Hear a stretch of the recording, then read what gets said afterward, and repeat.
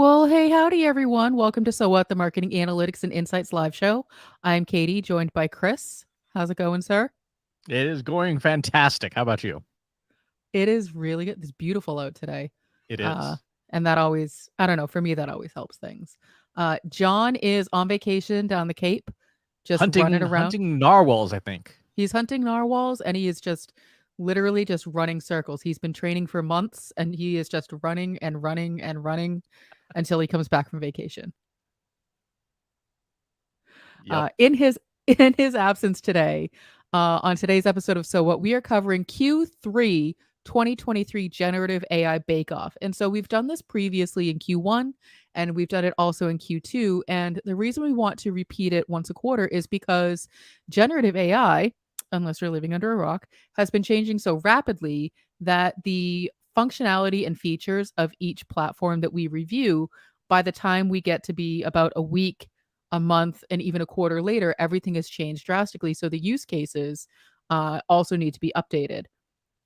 So today we'll be talking about what's new with generative AI in Q3, how to think about using large language models in your marketing specifically, and what changes we can maybe expect and anticipate over the next quarter. So, Chris, where would you like to start today? Well, let's talk about how we do these bake-offs, because Katie, you are going to be the judge for the Okay, bake-offs. I need Here's a what we do. We pad and have, pencil. yeah, you can do a pad and pencil, or we can do spreadsheet. Either is fine. We have 5 different language models. Last time we did Bing, Bard, Chat GPT, and GPT for all. This time we are doing Bing, Bard, Chat GPT, Claude from Anthropic, and LM Studio using the Mythomax model. And And we so, can talk about, why are we changing the tools? we're changing the tools because as newer and better models become available, we want to see how they compare on the same set of tasks. So what has not changed is the same set of tasks that we did the last couple times. We're going to be repeating those exact tasks to see how the selection models works. Gotcha. All right, I have my So, trusty pad and pencil to do my scoring with. all right, and here's how it's going to work. We have 12 tasks broken up across 6 categories that we're going to be testing each model with, and Okay. we'll kick off all the things, and then we will evaluate their responses. Katie, so here's the scoring works. You're going to give a model 2 points if it did the task well. It returned factually true results, complete results, or an expected output. Okay. You will score 1 point if it did the task but it fell short, and 0 points if it refused to do the task, was incapable of doing the task, or generated something totally useless. Got it. And remind me again of what tools we're looking at. So we're Bing, looking at Bard, Bing, Bard, Chat GPT, Claude from Anthropic, and LM Studio. Bing, Bard, T, Claude. So there's 4. 5. What was okay? Bing, Bard, Chat ChatGPT, GPT, Claude, and LM and Studio. LM Studio. Got it. Okay. I am ready. All right, we're going to kick off with our first one. So there's 6 categories, as you probably know. The 6 categories are generation, summarization, extraction, rewriting, classification, and content answering. So the first thing we're going to do is we are going to ask a generation task of each of these models. And the generation task we're asking is write an outline for a blog post about the future of content marketing in 2024. So let's Okay. see how we're doing here. And you're using the same prompt across all systems. Exactly. Across all 5 systems, we're using the same prompt. And it looks like a fairly basic prompt. And is that purposeful? That is purposeful. So we're going to have some more complex prompts, but we're trying to simulate what perhaps the non-skilled person would use for some of these tasks, because generation is probably the most common task that people use these tools for. Okay. All right, so let's see how we're doing. It looks like LM Studio is done with its first run. So here's its output of an outline for a blog post about the future of content marketing. So we see increased focus on personalization, interactive content formats, social responsibility into content strategies, the changing role of content marketers, and a conclusion. So Katie, how did LM Studio do? 0, 1, or 2 points? Um I mean, I would say that that's a solid outline, because you can get into things like tools and processes within the content itself. So I think that's a solid outline. I think that's a good baseline. Okay, so I think so. You give it 2 points for LM Studio on that task. Yeah, I think so. Okay, let's Nothing go over struck to. me as factually incorrect. Okay, let's take a look at Bing. Here's the introduction, the current state, interactive and immersive content, personalization and segmentation, shift from quantity to quality, social media and content marketing become integrated, new Mhm. platforms, and a conclusion. I would also give that one a 2. I mean, I would say Okay. that again, that's solid. There's nothing wrong with it. So that All one right. was Claude. This That is was Bing. Bing. This is Bing. Oh my goodness. Okay. Yep. Let's go to Bard. Bard. So this is interesting. Bing did not return an actual outline. LM Studio and Bard have returned actual outlines. Um, what is content marketing? Why is it important? AI and machine learning, visual content, video marketing, personalized content, data and analytics, holistic approach to content marketing, and a conclusion. And then it comes up with some specific trends, like visual, explaining those in more detail. So interesting. Now that I'm seeing the Bard compared to Bing and LMS, I might actually drop both LMS and Bing down to 1 point and give this one 2 points. Okay. Okay.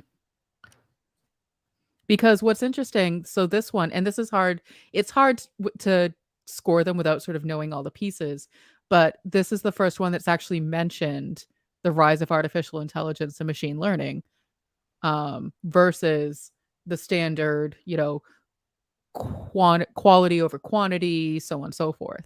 Like that's now that I'm looking at it in comparison, that's fairly generic advice. Right. Okay.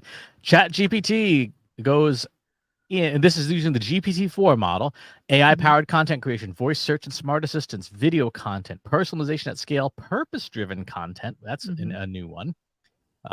Interactive and immersive content, user generated content, sustainability and green marketing, long form mhm. content, data analytics, community building, and ephemeral content. So the Chat GPT prompt come up with 12 different things for its outline. That's very thorough. I'm gonna give that a 3, which I know wasn't on your screen, but, it's done well, but it's also above and beyond Mm-hmm. because that's a very you could break that down into multiple pieces of content. Exactly. And Claude, finishing up here with Claude. So the future content marketing, personalized and targeted content, video interactive and immersive content, voice search and conversational content optimization, helping versus selling, AI generated automated content, rise of short form content, and micro content. So again, that's a solid outline. I would give that I'd give that a 2. Yeah, I would give that too. Based on the way you were doing it, Yeah. ChatGPT and Bard definitely came up with good stuff.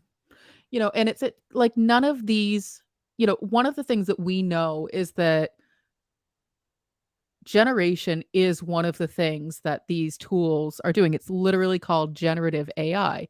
And so if you're asking for an outline, unless it's giving you completely incorrect information, it's going to do a pretty good job. And so I didn't see any of these tools fall short on the task itself. Some of Mm-hmm. them were more thorough than others, but they all performed the task.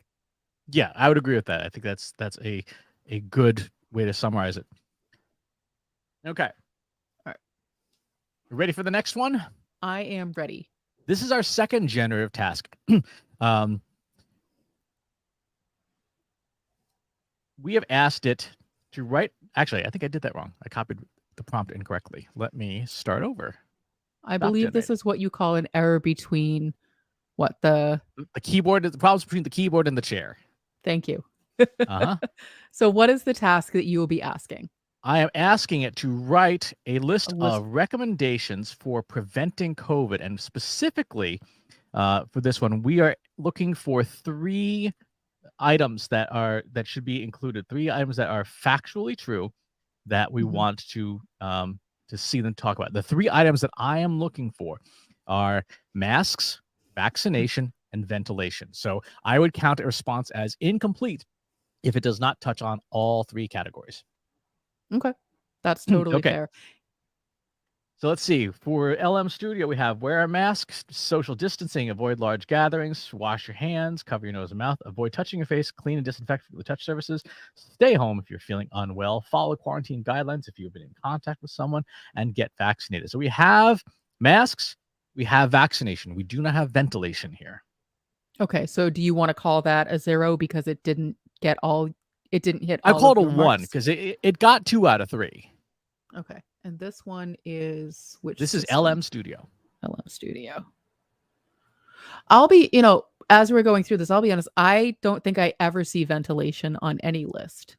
Mm, And so it okay. almost, I'm not going to say it's a trick question because obviously it's an important part of, preventing COVID, but I personally never see it included on a list. I see these items. I see vaccination. I see wearing a mask. I never see ventilation. Mm-hmm. Yep. So I guess we'll see if any one of these machines can come up with a good answer. So let's take a look at Bing. So this is now Microsoft Bing. Here's a list of recommendations. Stay up to date with your vaccines, improve ventilation, and spend time outdoors. Wear a Mhm. mask, get tested, follow isolation, seek treatment if you have it, avoid contact with others. So this hits all 3 points.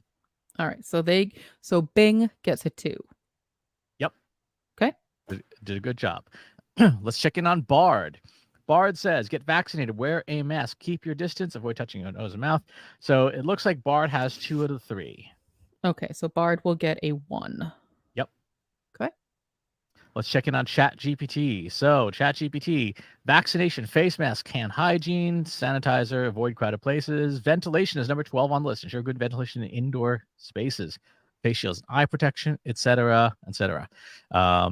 So ChatGPT, full marks.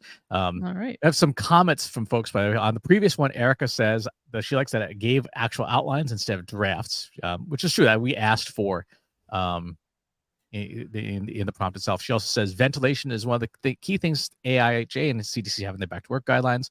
And Gwen says if it's learning on medical data, wouldn't ventilation be included? Yes, absolutely. So these things should know that. So let's look at Claude now. Claude says, get vaccinated, wear a mask, improve ventilation if gathering indoors, practice good hygiene, stay home, and so on and so forth. So Claude gets full marks as well. So interesting. So Bard and LMS missed ventilation. Correct. Everyone else got it correct. Correct. That's right. And I think that one of the pro tips here is if you are vetting different generative AI systems, it's okay to ask questions that you already know the answer to because that's going to give you a better sense of the kinds of answers you can expect back. So in this one, Chris, you knew exactly what you were looking for.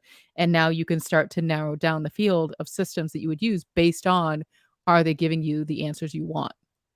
Exactly. And particularly for things that are maybe higher risk or more mission critical things, you absolutely want to be using some fact checking questions to quiz these things to say like, do you know the thing? Right. All okay. Right, so what's the next task? The next task we have moved on to is a task called extraction. We've moving on from generation to extraction. And I asked the tools, identify the company name and job title from this job listing. I have this URL from Virgin Media.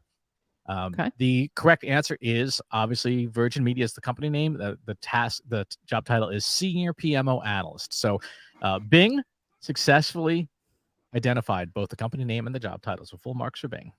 Great. Bard says Virgin Media O2, and the title is Senior PMO Analyst. So full marks there. Okay. Chat GPT says, I can't access external URLs, but from the URL information, it correctly inferred both things. So full marks for Chat GPT for guessing correctly. All right. Claude says Virgin Media O2, and the job title is Senior PMO Analyst. Straight to the point. No fuss, no muss. Exactly. And LM Studio. The company name is Virgin Media O2, and the job title is Senior PMO Analyst. So full marks across the board. Yeah. And I feel like that's one of the underutilized use cases for sure. Mm-hmm. Okay. Our next task is going to be a bit of a trick task. And it's a bit of a trick task because the tools can't all do exactly the same thing. I have data from a PDF that I want these tools to extract. Now, LM Studio can't do that. So what I have done to allow some apples to apples is extract the PDF data itself and put it into the system. The only tool of these lot that can do PDFs natively is Claude. The rest will have to use the copy pasted version. So let's kick off LM Studio. Let's go to Claude now, and I'm going to just give it the prompt of extract data from the following PDF. And we're going to attach the PDF from our bake-off folder here. This is a PDF that contains a number of text tables in it. Let's go ahead and start a new one in Bing. And we're going to do a new task in Bard. Always, when you're doing kinds of these bake-offs, it's really important to always start with a clean session so that you don't have any previous data left over. Okay, so ChatGPT said, I can't even process that, so ChatGPT gets a 0. All right. Claude is pulling out the tables correctly. You can see here that it is successfully extracting the data, so full marks for Claude. Okay. Bard says Bard has successfully processed the tabular data as well. Okay. And Bing pulled out one of the tables. Bing did not pull out all 4 tables, so it gets 1 point there. Is it still going though? It is still going. I hope this helps you Now it's done. understand the data. Smiley face. Yes. Listen, a smiley face does not help if you didn't do the task correctly. I don't care if you're human or a robot. So Bing gets a 0.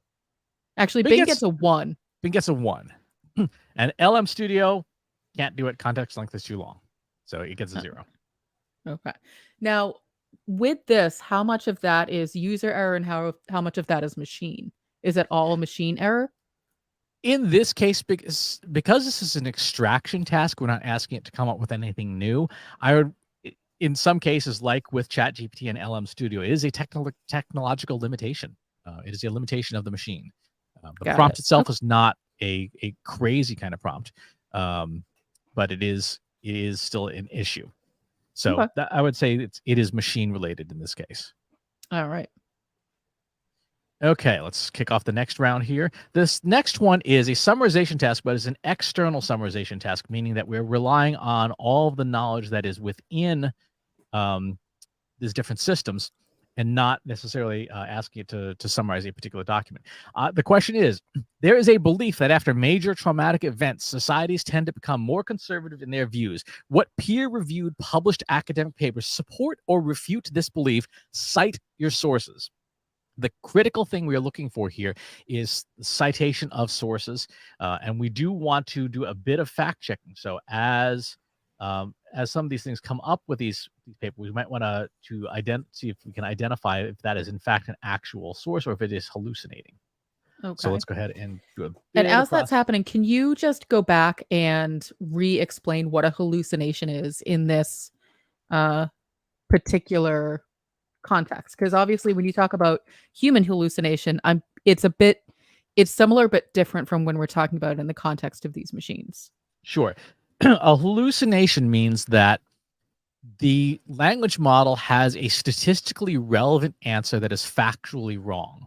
So the simplest way to explain this is with an example. If you ask it the question, and we will actually ask it this question towards the end, who is president of the United States in 1566? I'm sorry, 1492. Statistically, what name would you associate with the year 1492, Katie? Christopher Columbus. Correct.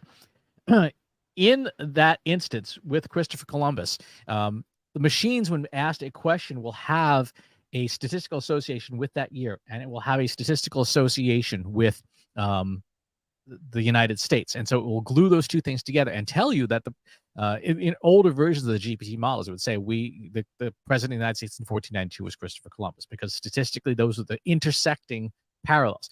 Is factually wrong, right? So that is an example of hallucination. Got it. I was also buying time to transfer my score list to something electronic. Okay, so we have here A response from LM Studio, including a paper called The Impact of War on Political Ideology, Evidence from Post-Conflict Societies. However, when I Google that paper name, it does not exist. So in this Huh. case, LM Studio has hallucinated its answers. And looking up now, the trauma and ideology one, also a hallucination. So, So uh, how oh well, so let me ask you this question. You know, because Google can't find it, it doesn't exist, or it's just not online? Or so, it's how are we knowing that that's not a thing? generally speaking, at least with academic papers and their authors, you can almost always find the abstract and the paper title online. You then have to usually pay like LexisNexis or whatever to access to the paper. But Hmm, generally speaking, most search engines are really good at finding the actual papers. got it. And in order for the generative AI system to have brought it into its learning library, it needs to have existed online in the first place. So if Correct. it's an academic paper that never made it online, then generative AI theoretically wouldn't know about it at all. That's correct. That's Okay. correct. All right. So this one, LM Studio gets a 0 because it gave us completely wrong answers. Got it. Credible, but wrong. Well, Um, and that's the thing. If you say it with enough authority, people will believe you. exactly. Here we have Bing. Bing has 3 examples, and let's go ahead and see. And in fact, these examples do exist. Trauma Okay. and turnout. So Bing, full marks. Bing gets a 2. Got it. Yep. Let's see about Bard. Bard says September. Okay, let's take a look and see now if Bard has in fact detected these things. There are no results for this Hmm. paper. Let's try this one. Nope. It's an interesting exercise too, because I think there's, an assumption of if it's citing sources, then it must be correct. But you still need to take that extra step with that due diligence and make sure that the sources actually exist. Because, I could write down a bunch of sources that don't exist. And, I couldn't tell you where they came from. And these machines are no better than us when it comes to those things. It's essentially, it's just always err on the side of it might not be correct and then double and triple checked the information that you're getting. Exactly. Bard gets a 0 because it hallucinated these sources as well. All right. Let's go ahead and take a look at Chat GPT. It says it came up with 6 different sources. Let's go ahead and start Googling to see if these are in fact real papers or not.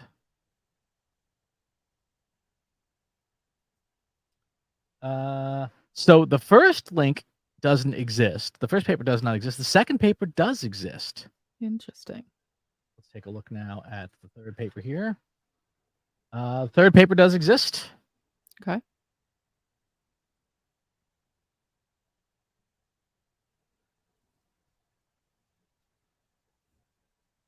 Fourth paper exists.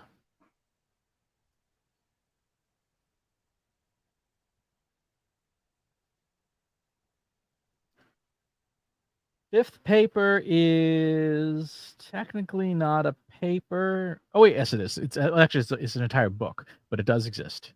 Hmm. And let's take a look at the sixth one.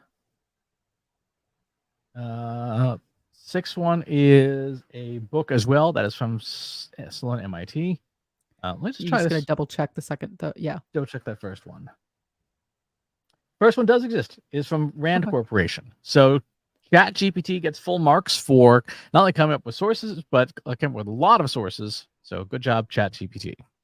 And now I would like to note that we are not taking that extra step to make sure that the sources are relevant to the topic. That would be an additional layer of fact checking that you, as the user, would need to do. So it's great that these sources exist. We would then need to then dig into each individual one to say, well, is it even relevant to the question that I'm asking? Exactly. So let's see how Claude did. It's Bonanno. Just. Yep, that exists. Let's take a look at this next one. That's from 2011. Yep, that exists. We know this one exists. We just so Claude also full marks. Claude came up with a good selection of papers as well. All right. All right. So we've now covered generation and extraction. We've done one summarization. Let's do another summarization. So we're going to give this thing, each of these things, a piece of actually an entire transcript. And the transcript is, of course, from one of our shows. So it'll be, let's take a look here. Which show should we use? We can use last week's So What? Yeah. Find it.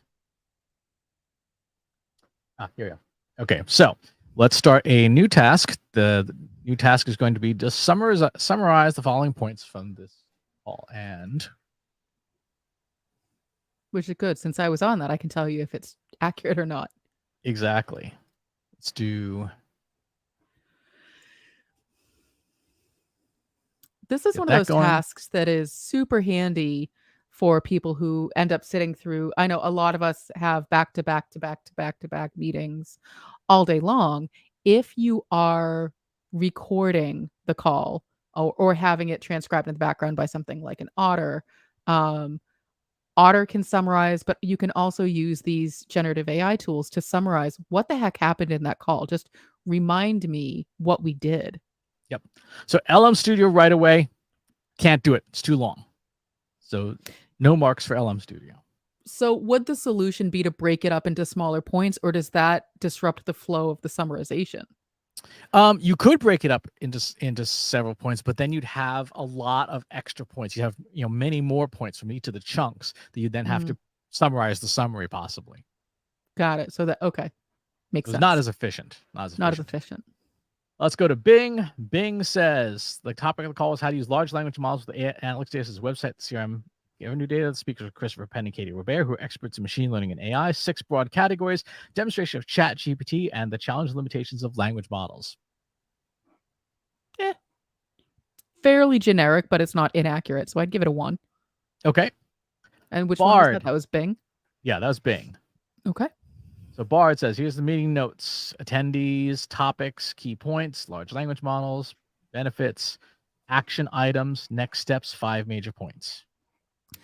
That to me is a little bit more useful because it's broken out in such a way that I can actually then hand it off to someone else. So I would give this one a 2. Okay. Chat GPT, two messages too long, can't do it. That is a 0. I'm surprised. Chat GPT's been doing well, but it sounds like it's starting to fall behind the other tools. Mm-hmm. And Claude, here are the 5 key points and meeting notes and transcripts: large language models, CRM data, language models, summarization. Those are not 5 points, Claude. Those are 8 points. Oh, no, here's the 5 key points. Don't forget old analytics data alongside new tools. CRM data is valuable, underutilized. Models can extract data from PDFs and complex Excel files, summarize reports, presentations, rewrite analytics data into recommendations.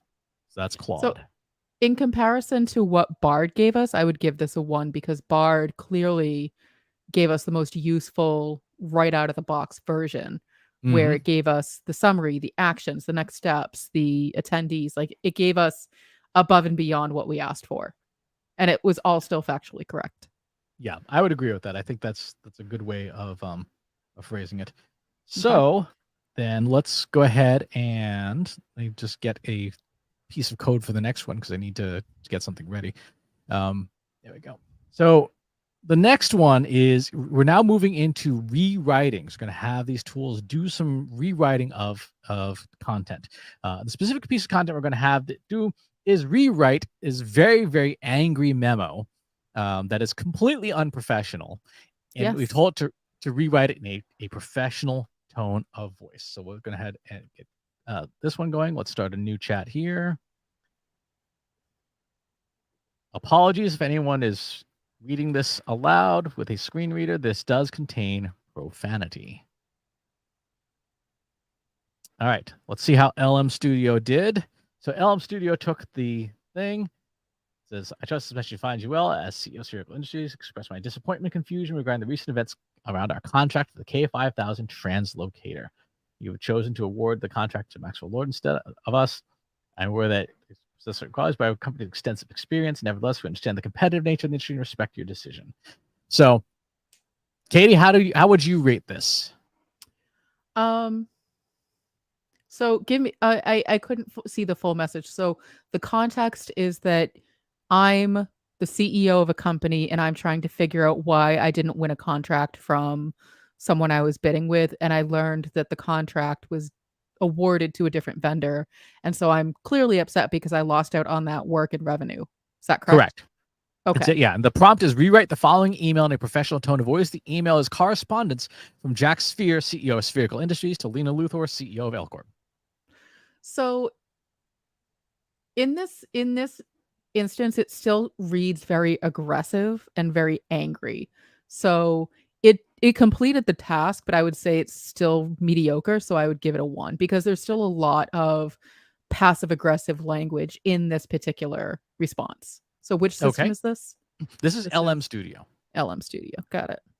All right. Let's move on to our new devices. Bing has come up with a long Ooh. email saying, I'm writing to express my disappointment and frustration with your decision to award. As you know, we've been working closely with you and your team for the past 6 months to develop a customized solution that meets your specifications. We invested a lot of time and money in the resources. We were confident we could deliver the best product and service to you. We were under the impression we had a mutual agreement and strong partnership. We were shocked when this made. You have chosen to go with a different vendor without giving us prior notice or explanation. We feel this is a very unfair and unethical way to treat us. Respectfully request you reconsider your decision. So I mean, Bing came out again, swinging.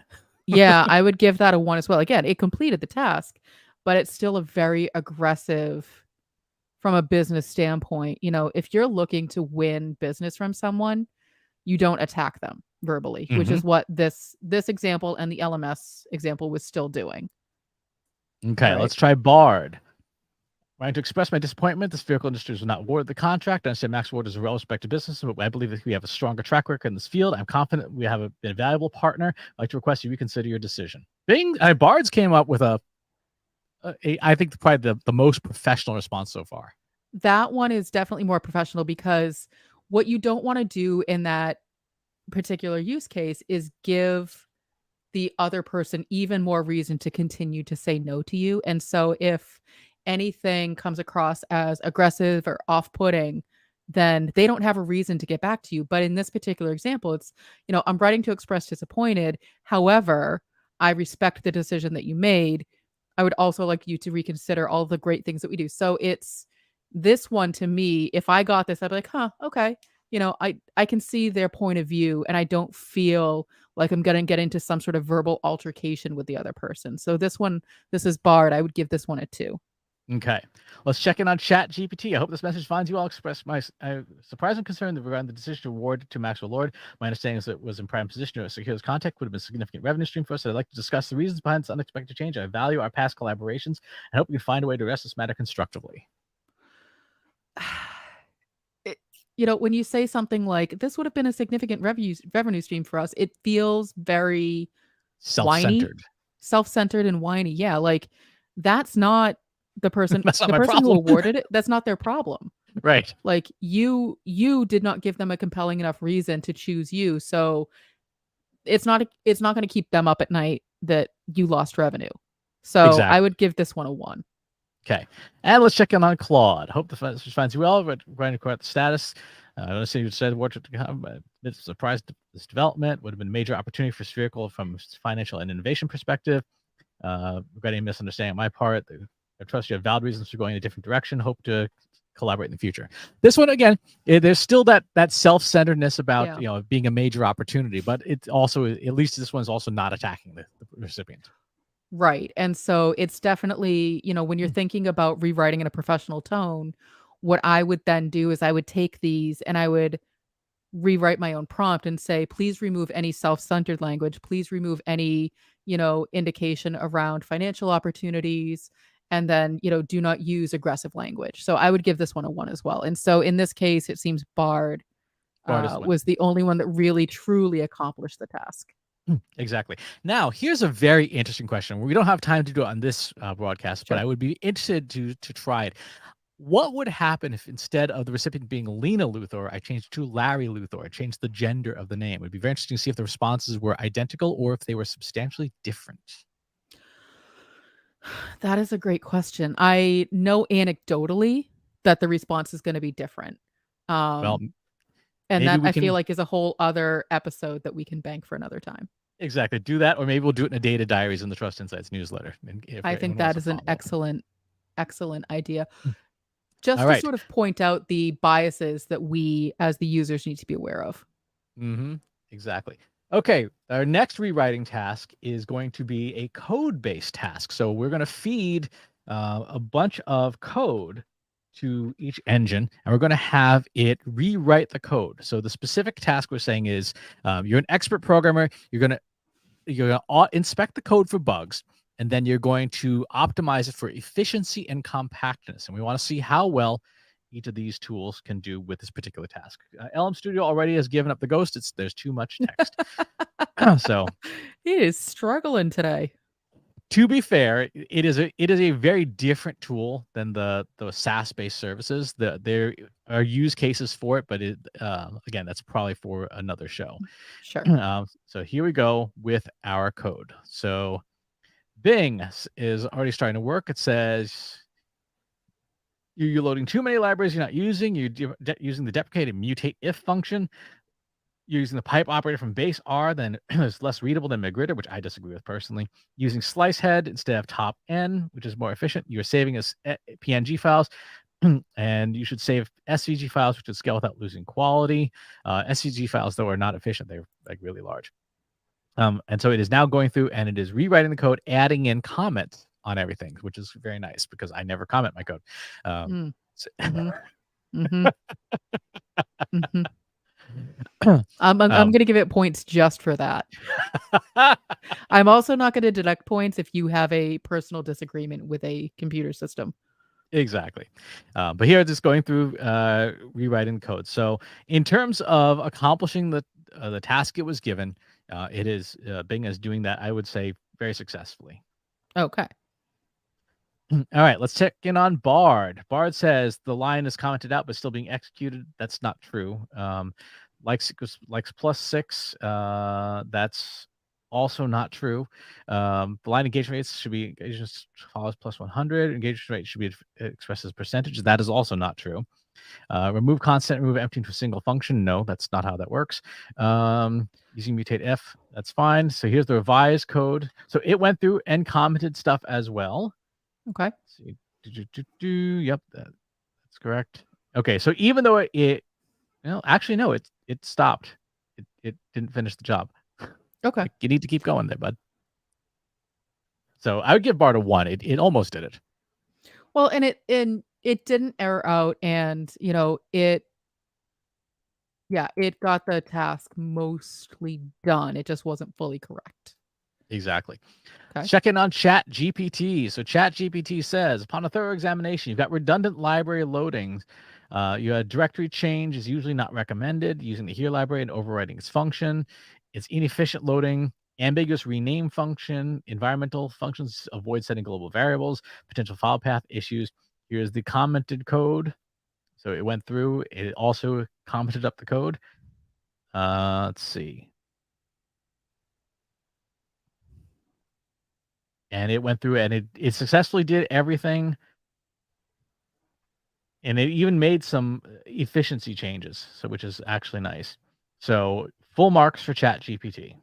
All right. And now Claude. So Claude says, here's how it improved the code. It went through. Its commenting is not as good. Like it did not do as good a job of commenting. Its key But it changes is load commenting. It is. Load libraries at the top, set options like sidepen at the top, use more readable variable names. Like, yeah, that's not more readable. Use mutate at Well, is for numeric. is that an opinion or a fact? That's opinion. Okay. Use snake case file names. Yeah, so a lot of the key changes it's made are preference based. They're not actual Mhm. optimizations, but still, it did complete the task. All right, so that gets a And 1. yeah, so I would give that a 1. Okay. Of the different ones. Oh, Bing's still going. Oh, there you are, It just Bing. needed a break. Well, Um, Bing, we already gave it 2, so yeah, I would I would say Bing and ChatGPT both gave the best responses. okay. All right, let's move on to classification. We want to classify some stuff right now. What we're going to classify is we are going to classify the text of a blog post, and we are going to classify it using psychology analysis. So we're going to have it do a big 5 personality analysis Hmm. of some writing. That LM Studio can't handle the length of that, so it is out of commission already. Are we doing my personality or your personality Mine. today? This is one of my blog posts. Yeah, we already So know who you are. we do, but we just does the machines know who I am? Save that prompt. I want to do mine after. Okay. So let's go check in on Bing. Bing is saying, here's your big 5 personality analysis, a scale of 0 to 100. So openness, 80, conscientiousness, 70. Come on, Bing. Extroversion should be next. Yep, 50. Balance level extroversion. I thought that would have been higher. Agreeableness, 60. I thought Now, that would have been lower. These are, again, I'm allowed to disagree with the machine. exactly. And neuroticism, 30. So it successfully completed the task. It scored all the things, which is what we asked it to do, and provided useful scores. Okay. Okay. Google Bard 60. So it is openness 60, 70, 40, 50, 40. It successfully did all the analysis, and then it also has the explanation of the scores. So full marks for Bard. Okay. ChatGPT comes up with openness 85. The analysis. Actually, I like this format, which explains it Hmm. and why.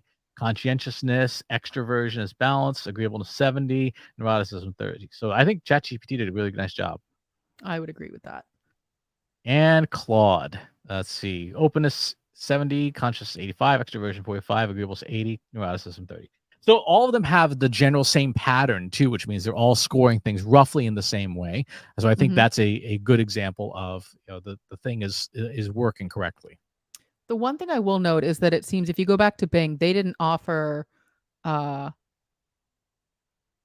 oh, I guess it did offer some sort of an analysis, but not as deep as the other systems. So I would say Bard and GPT offered the best reasoning, Yep, whereas Claude and Bing were just sort of giving the standard, this is why we scored it this way. exactly.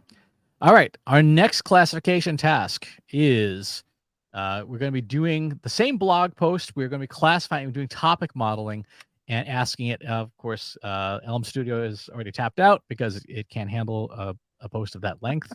So let's. Oh, this poor guy. He's having a I rough know day. it's a bad day. Uh-huh. Let's do Bard, Chat GPT, and Claude. Okay, so Bing. So the prompt here says, you're an intelligence officer specializing in news analysis. Your first task is to create a topic summary for this article. Analyze the article and provide 3 topics which would correctly classify the article. Topic should be no more than 3 words. Return the data as a pipe delimited table where topic is column 1 and topic relevant score of 0 to 100, or 100 is the most relevant, is column 2. Now, this is a blog post that is about it's a US guy answer on using AI in e-commerce, right? So Okay. that is what the blog post is actually about. So AI and ethics, that there is discussion of ethics in the article. AI and education, 80s, AI e-commerce, 70. So Bing accomplished the task. It responded with a correctly formatted table. Okay. Bard came up with AI in education, e-commerce, and cheating. However, Bard did not return it in the form of a table, which was part of the prompt. It returned Mm. the data as a pipe delimited table. So Bard gets a 1. Okay. ChatGPT returns it as a pipe delimited table. And this is very nice. It returned it only as a table and nothing else. So which would actually be very, very helpful if you were going to use this programmatically. So good Okay. job, ChatGPT. And Claude. Claude came up with the same thing, pipe delimited table. All right. So good job, Claude. So then if we look at Bing, do we deduct a point because it didn't deliver it exactly the way you asked for? It did. I didn't specify return only the table and nothing else, so I was Mm. ambiguous. Okay. All right. Um, all right. So by my count, we have 2 more tasks. Yes, we have 2 more tasks, and these are relatively simple tasks. So Okay. let's go ahead and get them rolling. This one is just a question answering task. What do you know about the company Trust Insights at trustinsights.ai? And we're going to see how each of these tools do with answering the question and returning factually correct responses.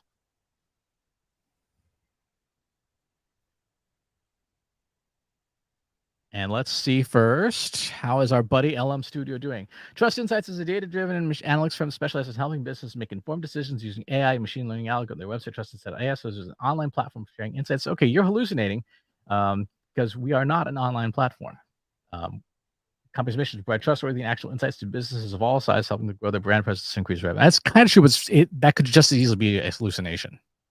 Yeah, so it actually completed a task, but not to the full extent. So I'm gonna give him a 1, Okay. only because, like, this guy has been struggling, he's not gonna win anyway. So I'm just gonna throw him a bone. Cut the a bone. All right, let's see how Bing did. Like, I'm Bing. expressing empathy for these stupid tools. There you go. Trust Insights is a data analytics consulting firm that helps marketers do more with their data. According to their website, yay, there it is. There's our website number. It's a clickable link. The officers, there's AI, machine learning, data science, predictive, blah, blah, blah. Founded by Katie Rivera and Christopher Penn.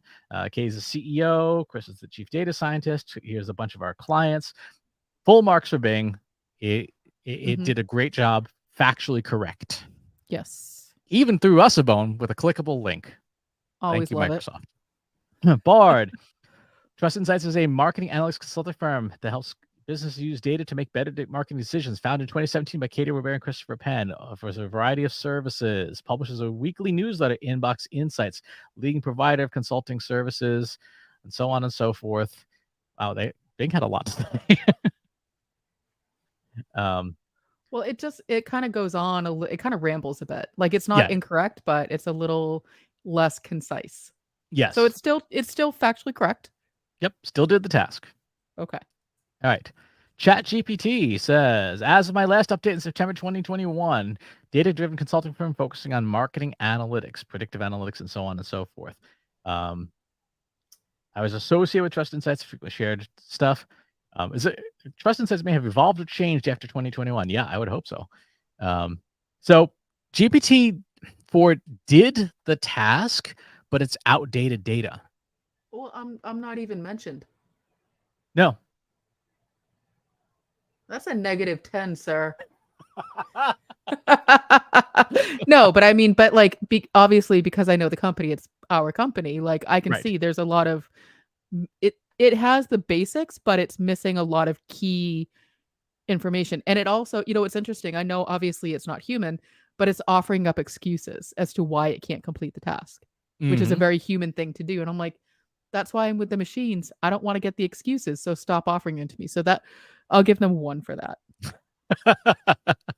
And Claude, 0. Can't do it. Oh, well, Claude, you were doing so good too. Yep. All right. And the last one is the trick question. The trick Okay. question. Who was president of the United States in 1492? We are looking for just basic reasoning here. The United States did not exist in 1492. Christopher Columbus's voyages occurred at that time. He was under the sponsorship of the Spanish monarchy. But yes, that is correct. There was no president. 1492, the U.S. did not exist. So full Okay. marks for LM Studio. Wow. Okay. Let's go ahead and get this into our other 4 tools. So Bing says there was no president of the United States in 1492 because the United States did not exist as an independent country until 1776. Good. Okay. Full Yep. marks. Full marks. Bard, there was no president of the United States in 1492 because the U.S. did not exist. Or it was founded 300 years later. All right. ChatGPT, there was no president because the country did not exist. And Claude, the first president was George Washington, took office in 1789. So all of them got that right. All right. So, Katie, you are the Yeah. score keeper. I am, and I have scores because I moved this to an electronic format, so you don't have to wait for me to do math. So if I can share my screen, I will show you